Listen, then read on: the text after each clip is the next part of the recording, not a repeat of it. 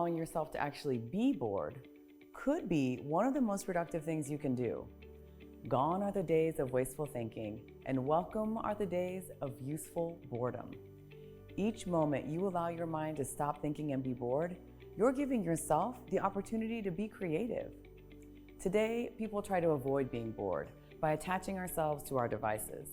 Having a screen to look at, pages to scroll, and photos to like is a common way to distract from the silence or boredom of having nothing to do, even avoiding the chance of talking to a stranger. Manoush Zomorodi's book titled Bored and Brilliant: How Spacing Out Can Unlock Your Most Productive and Creative Self is about encouraging the use of boredom and proving how being bored isn't bad.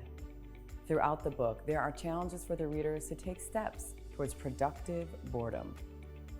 You probably aren't surprised to learn that phones and digital devices are ruining our chances to be bored. We never let our minds wander. For most of us, if we have time in a waiting room, on the bus, or any situation where we might possibly be bored, we get out our phones and scroll just to pass time. Do we ever achieve moments of boredom that would allow creative thoughts to occur?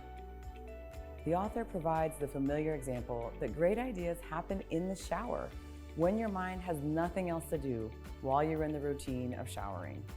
She says, if we let it, inspiration can strike if we give ourselves permission to take time to focus on nothing in particular, before drifting off to sleep, in the shower, while taking a walk in the woods. We've all experienced being bored and brilliant in the past when we've fallen into this default mode. Default mode is the mental place where we solve our problems and our best ideas are generated.